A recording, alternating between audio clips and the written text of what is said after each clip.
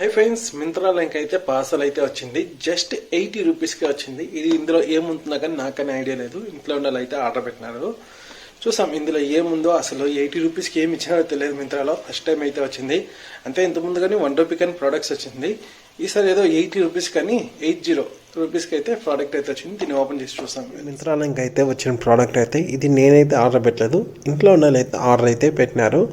ఏంద్రా అబ్బా అని ఓపెన్ చేసి చూస్తే పేస్ట్ అబ్బా ఆర్డర్ పెట్టింది వీళ్ళైతే.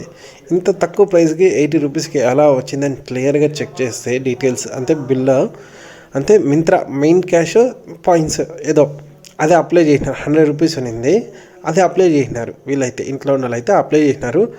ఇంకా రిమైనింగ్ 80 రూపీస్ అయితే పే చేసినారు ఫ్రెండ్స్. ఇదైతే పేస్ట్కి, ఇంకా పేస్ట్కి ఎక్స్పైరీ డేట్, మ్యానుఫ్యాక్చర్ డేట్ అంతా అన్ని కరెక్ట్గా ఉంది. ఇలా ఈ మింత్రా పాయింట్స్ ఎలా వస్తుందని నేను చెక్ చేసి ఇక్కడ మీకు వీడియోలో చూపించినట్టు డైలీ ప్రొఫైల్ పైన క్లిక్ చేస్తే మనకి ఒక స్క్రాచ్ కార్డ్ వస్తుంది. అప్ టు 100-200 దాకా అయితే ఉంటుంది మనకి పాయింట్స్ వస్తుందని.